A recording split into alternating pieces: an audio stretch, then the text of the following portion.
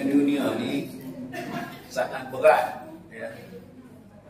Nampaknya tak menjadi. Habis daripada pemimpin dunia di bawah United Nations, Anthony Guterres, sampailah kepada yang lain. Jadi saya pun duduk, setiap hari saya menulis satu surat kepada satu pemimpin dunia. Setiap hari. Yang saya tulis ialah kepada Xi Jinping. Xi Jinping itu Presiden. Kemudian saya tulis kepada Vladimir Putin. Vladimir Putin itu ialah pemimpin Rusia. Kemudian saya tulis kepada Ramaphosa. Dia adalah Presiden Afrika Selatan. Kemudian saya tulis kepada Muhammad Salman, pemimpin Saudi. Saya tulis kepada Tamim, Syekh Tamim, iaitu Raja Qatar. Kemudian saya tulis kepada Anwar Ibrahim. Kemudian saya tulis kepada Prabowo. Kemudian saya tulis kepada Narendra Modi, India. Saya tulis Shahbaz Sharif, Pakistan. Saya tulis Erdogan, Turki. Kemudian saya pun tulis satu yang ini saya sendiri terpanjat. Pasal apa saya tulis kepada dia? Saya tulis kepada Cristiano Ronaldo. Ya, sebab dia menyatakan sokongan kepada Palestin. Jadi tulisan itu saya kumpulkan di dalam buku ini 33 surat yang saya beri kepada dunia. In the name of humanity, letters to world leaders in a time of crisis. Juga ini saya beri kepada Anwar. Anwar terkejut, kata, cikgu ni menteri luar apa tak tulis surat. Saya kata, hang silap pilih orang, patut pilih aku. Jadi ini dalam bahasa Inggeris semua ni, nanti silap. Saya dah kongsikan. Buku yang ini, buku Muslimah Obor Islam Ummah ini dan tidak ada, saya nak hadiahkan ke semua hari ini. Saya lagi tolong ambil. Ya. Saya hadiah. Syaratnya anda kena sumbang balik kepada Salimah. Kalau anda nak sumbang RM2, RM2 itu masuk Salimah. Kalau tak ada sumbangan, baca Fatihah. Sumbang. Ya. Baik. Saya pergi kepada pengetahuan saya. Itu besar. Besar. Besar kan? Ini buat full slide.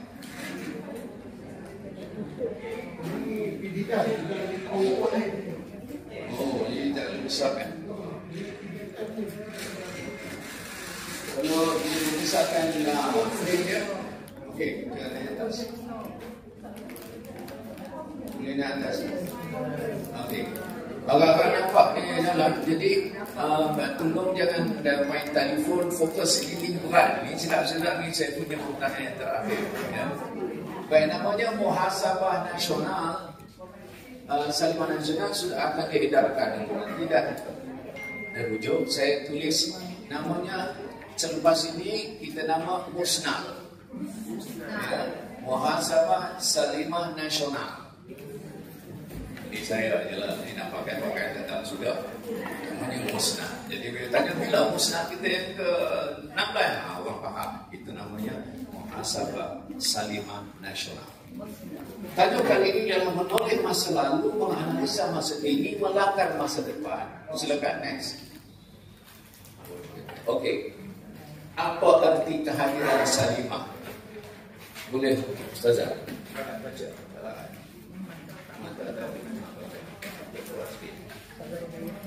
Bismillahirrahmanirrahim. Apa arti kehadiran Salimah? Sebuah wadah mendidik dan membangun umat. Sebuah wadah menyumbang dan menyantuni keperluan dan masalah umat. Sebuah wadah melahirkan penggerak umat. Sebuah wadah penggembelin untuk kebangkitan umat. Saya cuma ambil satu je. Angkat tangan yang mana satu yang nak minta saya kupas. Saya tak kupas semua. Angkat tangan. Siapa nak beritahu cikgu saya tolong kupas yang ni. Yang mana? Sembahyang. Mana? Yang itu yang kedua. Oh, tiga. Cantik. Yang mau Ustazah Matiah. Dia kata nombor 2, sebuah wadah menyumbang dan menyantuni keperluan dan maslahat umat. Maslahat umat inilah maslahat keseluruhan kemanusiaan. Daripada keperluan pendidikan, masalah asas, masalah pekerjaan, masalah ekonomi, masalah kesihatan, masalah pengurusan. Seluas-luas maslahat umat itu memang tak terupaya Salimah nak kendali. Kerana kita kan nak buat apa NGO kan, tambah K kat ujung apa ni dan lain. Nak buat semua macam mana. Tetapi saya punya pandangan, jangan tinggal semua. Kita tak buat semua, tapi kita ambil perhatian semua. Contoh, katalah isu yang besar alam sekitar. Allah Salimah bebas, nak bantu orang susah, mengatur itu. Mana apa lagi alam sekitar. Soalnya jangan tak ambil tahu langsung. Kalau ada seminar apa-apa alam sekitar, hantar bagi kita. Biar kita dapat maklumat. Kita nak buat, kita tak mampu. Kumpul maklumat dulu. Itu maksudnya kita harus menyantuni. Yang kita santuni yang sekarang, teruskan. Tetapi di situ ada perkataan maslahat umat ini maksudnya ialah kita ada 1000 macam masalah umat kita. Kita perlu ada apa yang dipanggil aulawiyat, yang mana yang utama. Salimah fokus ya. Masalah banyak kan, tapi masalah yang mana yang kita nak dapatkan. Baik, cukup dah. Kalau sebut pasal tu ni lagi panjang. Terus. Okey, kita minta Kak Yah.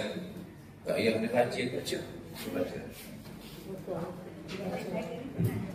Itu tak nampak, buat nampak. Gagal. Macam ni, sama ya. Kenapa? Ya. Kenapa kita mahu terlibat? Nombor 1, melaksanakan perintah Allah SWT sebagai ashabul dakwah Fussilat 33 dan Al-Imran 104. Menerjemahkan perintah hidup dalam Islam secara kafah Al-Baqarah 28. Mendidik diri agar hidup berjemaah dengan ciri Islam Surah Al-Hajj 35. Menyumbang kepada perjuangan Islam Asas 10 dan 11. Membangun generasi masa depan untuk menyambung rantai warisan perjuangan Islam An-Nisa 9. Okey. Jadi sekali lagi saya nak ubah, saya akan mengambil masa, tapi cukup untuk saya mengatakan bahawa kita ada sebab untuk terlibat dengan Salimah ini. Dan sebab itu harus didorong oleh perkara ini. Perintah Allah, kita ni adalah tanggungjawab sebagai tuan. Kita ini memerlukan, kita perlu hidup berjamaah. Ini semua dalil-dalil. Kenapa kita bersama dengan Salimah? Bukan mengisi masa kosong, bukan kerana tak mau ketinggalan berkawan, bukan kerana kita nak suka ikut rombongan. No, ini kerana perintah Allah. Kamu kena jawab. Jadi faham kenapa kita harus terlibat dengan Salimah. Terus. Nah, ini 10 sifat. Saya minta ada mic lain tak yang boleh? Okay, minta bersedia standby bergerak ya.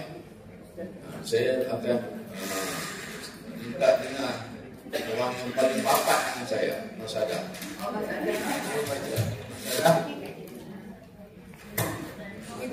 Ada di sembang oleh siapa? Mas Adam tolong baca ni. Dia jauh nampak dia. Dia mata clear.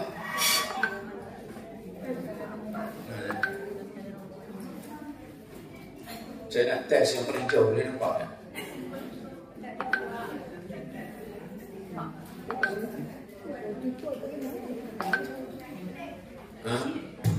Tak detect. Dia pilih.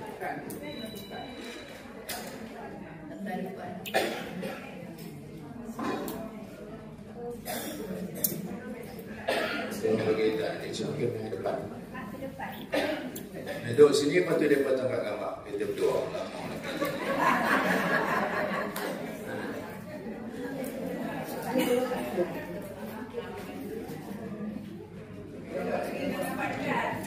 Assalamualaikum warahmatullahi wabarakatuh. 10 sifat seorang aktivis salimah. Yang pertama, niat yang benar. Yang kedua, istiqamah bersama aktiviti salimah. Yang ketiga, mengikuti tarbiyah membina diri sebagai muslimah salimah. Yang keempat, sedia berkorban masa, tenaga dan wang. Yang kelima, sedia menyumbang untuk menjayakan misi salimah. Yang keenam, aktif mengembangkan idea memajukan salimah. Yang ketujuh, bersifat tasamuh, tafahum, ta'awun dalam semua gerak kerja salimah. Yang kedelapan, bersedia saling hormat dan mengutamakan kepentingan jamaah dari kepentingan diri. Yang kesembilan, bersedia bekerja dalam semangat berpasukan. Dan yang ke-10, terbuka dan tidak taksub dalam mengemukakan pandangan. Sekian. Tak apa, terima kasih.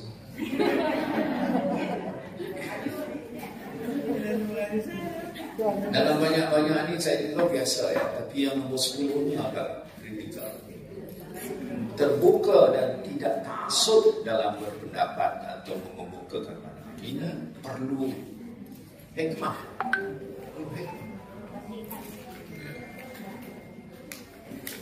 Fatah dengan Hamas, satu peringkat bergulungan. Kita ada di Nigeria namanya Boko Haram. Itu bertempur dengan sesama orang Islam, bergulungan. Kita ada yang dipanggil Shabab di Somalia, juga bertempur. Kita ada di Patani, golongan BRN, dia panggil BRN.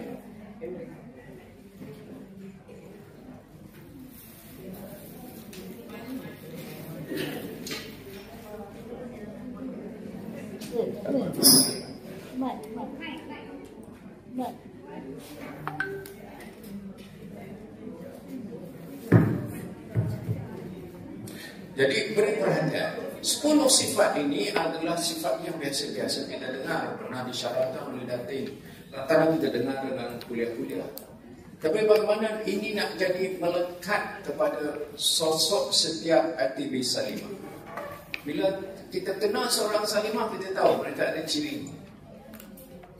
Ya, kita tak payah fikirlah tentang komitmen dia, sumbang, kita tak payah. Kerana semua 10 ciri ini ada kat dia. Di mana saja salimah bergerak, berjalan, hadir dalam syariat, anda akan lihat watak dia. This is a standard watak. Dan kalau ini boleh kita jemakan, saya kira ini luar biasa sebagai sebuah badan Islam. Okay, next.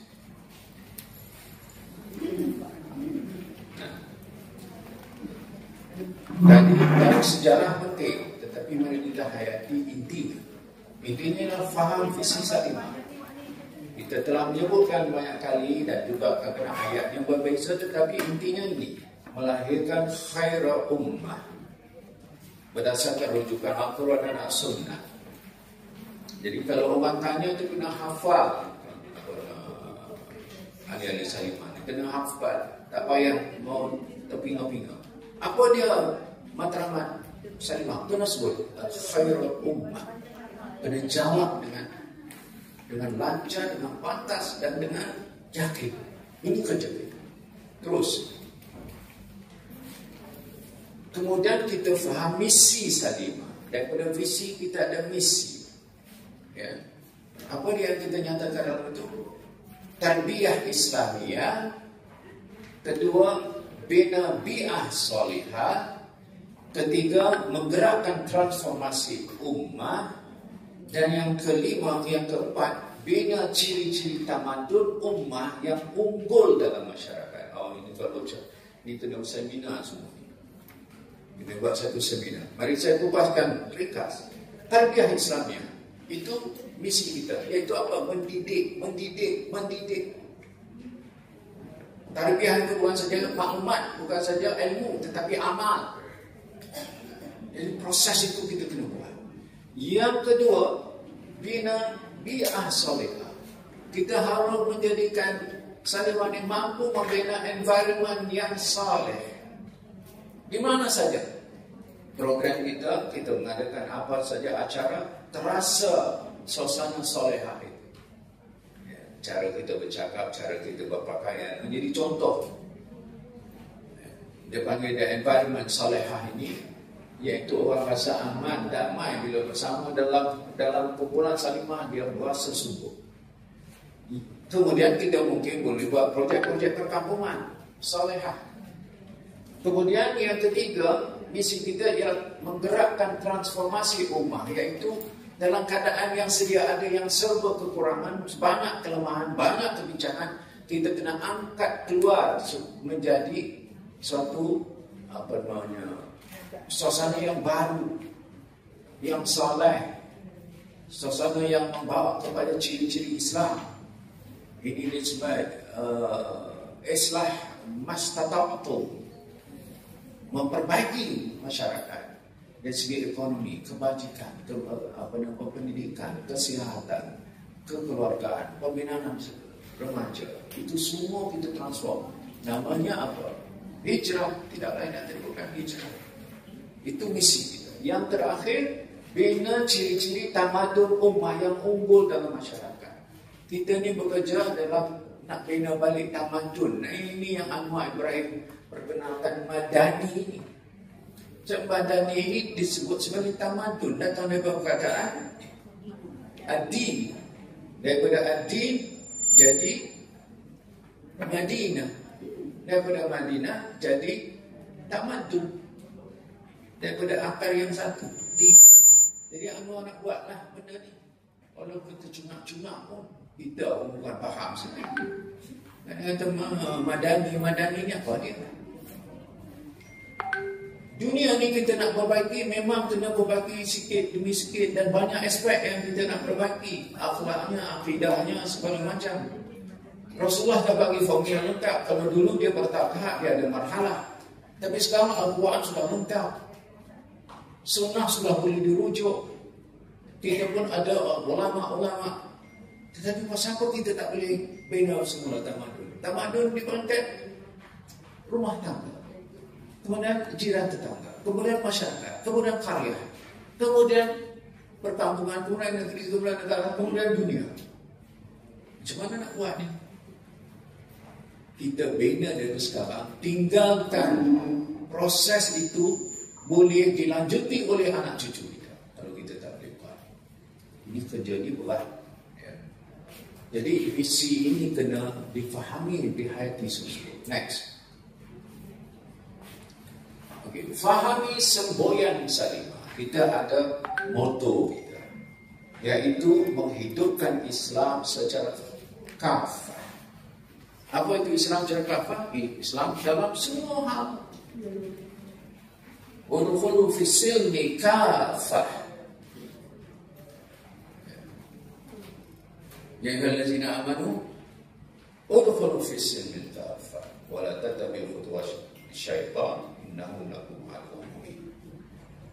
Wahai orang beriman, dia panggil bukan kepada ya nas, dia sebut orang beriman. Sebab orang beriman saja faham apa itu Islam, apa itu akidah. Tetapi yang nak difaham lagi ialah Islam yang menyeluruh, yang semuanya ada kepada Islam. Daripada soal hidup harian, makan, minum, pakaian, pergaulan, apa saja, semuanya mesti menunjukkan keindahan Islam. Jadi ini semboyan kita. Kalau orang tanya, apa misi kita? Misi kita khairah ummah. Ya. Apa misi kita? Tarbiyah, bina bi'ah salihah, transformasi ummah, bina tamadun. Apa slogan kita? Slogan kita adalah hidup Islam secara kafah. Baik. Terus.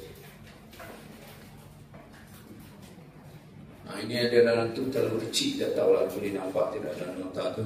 Tapi saya mengatakan fahami ciri gerakan salimah ini. Saya bacakan saja dan mungkin akan satu masa saya kuliahkan betul-betul. Gerakan ada 7 ciri gerakan salimah. 1, gerakan tarbiyah. 2, gerakan keilmuan. 3, gerakan persaudaraan dan kesatuan. Kemudian gerakan penggebelingan. Kemudian gerakan bina saksiah. Kemudian gerakan perkasa dan pendaya upayaan. Kemudian gerakan santuni dan khidmat kepada golongan taif. Ini lengkap ni. Kalau kita mengaji semua, kalau saya ada umur panjang, saya akan tulis satu buku tentang ciri-ciri gerakan ini. Jadi boleh dirujuk. Dan saya harap ini juga dihayati. Ya. Dari jauh tu tengok pun dalam nota ya. Kalau tak nampak. Okey, kita pergi terus. Okey. Namanya menoleh masa lalu. Boleh. Daripada Sabah ya. Mainan Sabah. Mainan Sabah. Mainan Sabah. Menoleh masa lalu ya. Menoleh masa lalu. Marhala 1, penumbuhan salimah, mengumpul tenaga dan menyusun struktur kepimpinan, membina dan mengukuhkan kepimpinan fikrah salimah, menyusun dan melaksanakan gerak kerja. Marhala 2, mengembangkan medan operasi, mempertingkatkan keupayaan, mengukuh kehadiran di medan umat sebagai wadah berwibawa, membina jaringan, mengembangkan dinamika dan daya upaya organisasi untuk menghadapi cabaran semasa dan masa depan.